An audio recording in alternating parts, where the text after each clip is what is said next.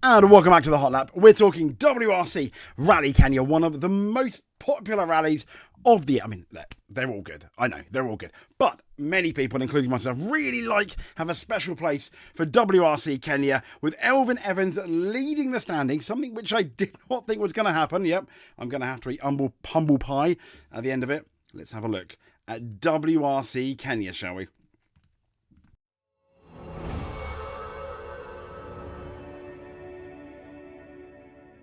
So here is our Rally Kenya preview 2025. I mean, let's get into it. But before we do, the squad are already in Kenya, and here is Taka being chased by a young elephant. Look, he's like, yep, I like you. Does that? I mean, clearly Taka is this elephant's favourite to win the WRC Rally Kenya, I'd imagine. Oh, it does look so sweet, doesn't it? It does look so sweet. But the boys are already in Rally Kenya, and this is the standings going in. We have Elfyn Evans on 61 points, pretty much a whole rally's victory ahead of ultimately second place Kalle Rovanpera, because Sebastian OG is not doing a full-time schedule. Although, let's not forget that Seb OG, despite or in spite of not doing a full rally schedule, had the chance to potentially win last year. And when he went full-time, it all went horribly wrong, didn't it? Sadly. Let's have a look at the WRC entry list. It is the first gravel round for the 2025 FIA Rally Championship. From the 20th to the 23rd of March, we are going to have the full itinerary rundown for you in a minute. But it is also the longest Rally Kenya, I think, since 2018. I think like 380 kilometres. Or 18. I think it was 80. But the crews are going to have to tackle what is one of the most punishing rallies of the year. I remember watching it on the Friday, and it seemed puncture after puncture after puncture. They were just giving punches out like it was going out of fashion, including Elfyn Evans, who had a puncher. But this time he's coming in as the championship leader, holding a 28-point advantage.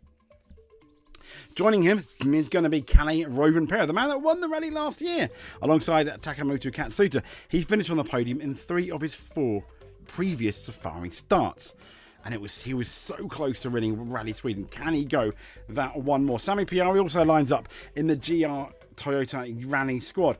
Hyundai, though, when we look at Hyundai, they're determined to break Toyota's unbeaten run on the safari. Are the Hyundais a bit too delicate? That's the question. You start to have to wonder. We've had enough, and Hyundai haven't been that successful since the return to Kenya in 2021. But they got Tori Neuville, they've got Otanek, and Adrian Foremost spearheading their i20 Rally 1 attack, albeit it's the older car, not the newer car that they brought to Sweden. They're using the older car. And also, don't forget M Sport, it fields a trio of Formula 1 rally cars.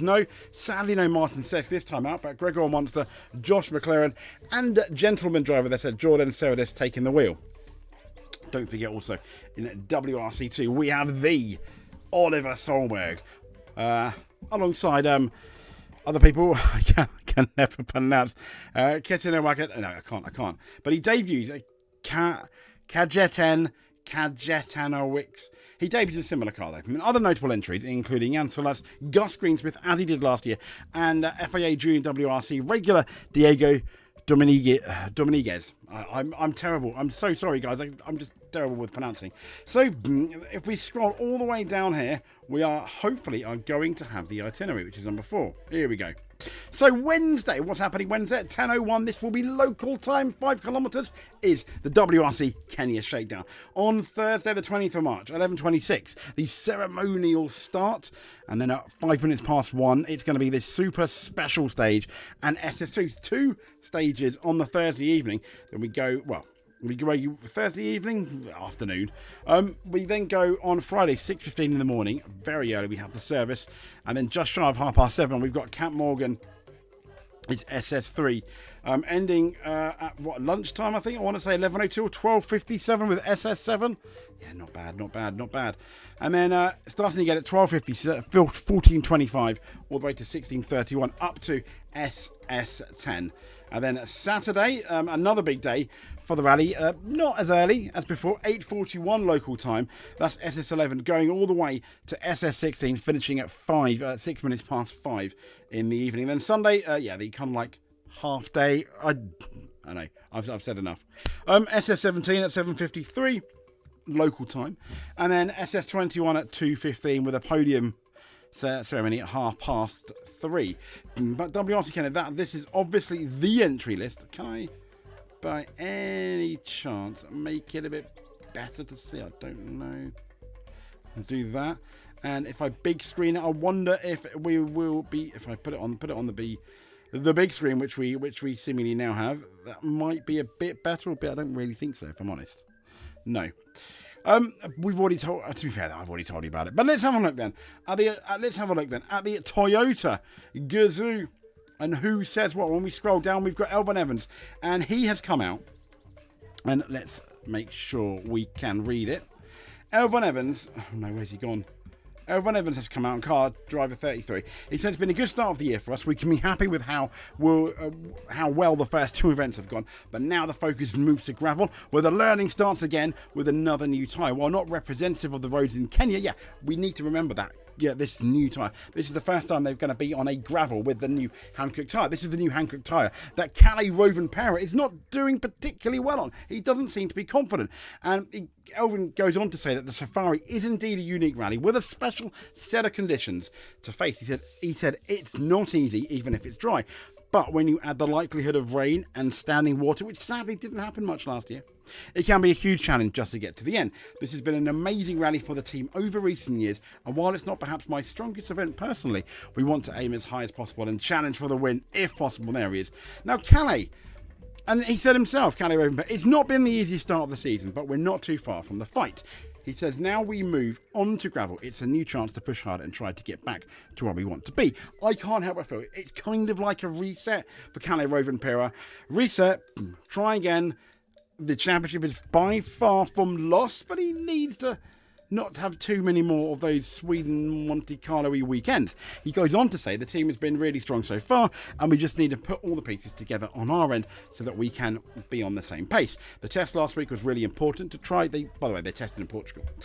Some different things to find a good feeling with the car and the tyres on gravel. The Safari is definitely one of the most special rallies in the season. It's always really cool to go there, and we'll try to do another good result as we really amen, they really need that this year. Obviously, don't forget Piari, but let's have a look at the Toyota drivers, shall we? Particularly, we've got Ott Tanak and Terry Nouveau and Adrian Formeau. So let's try and find Adrian Formeau now, mate. So Belgians will arrive in Kenya as championship leaders. That is their 2024. That's their 2024. Well, this is the 2025 one. My apologies, because he's definitely not the championship leader. So he said, Safari Rally Kenya is very different from any other rally, despite being rough like Greece.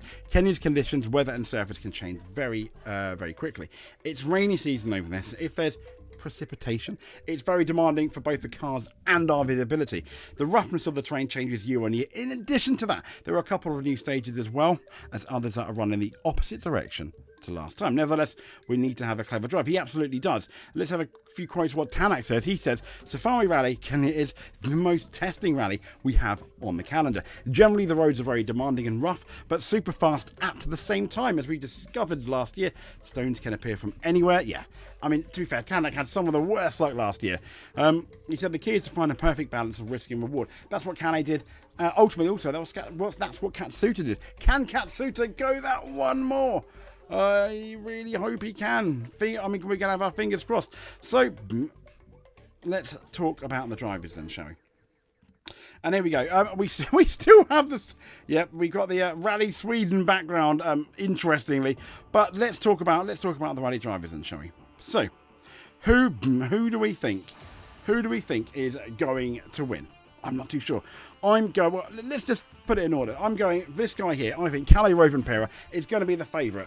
For me, because it kind of feels like he's got nothing to lose in the sense that, no, he doesn't want to lose any more points, but he's got a point to prove. I think, but then I said this in Sweden, he's going to come to Kenya and absolutely go bang tidy, balls to the wall, so to speak, and go out. I do too. But who do I think is going to finish second? Well, I think this guy here, he's potentially going to start the road. Could be disadvantaged, but who would bet on an on-form Elfyn Evans? I wouldn't either. So, what more is it to say about Elfyn? Surely.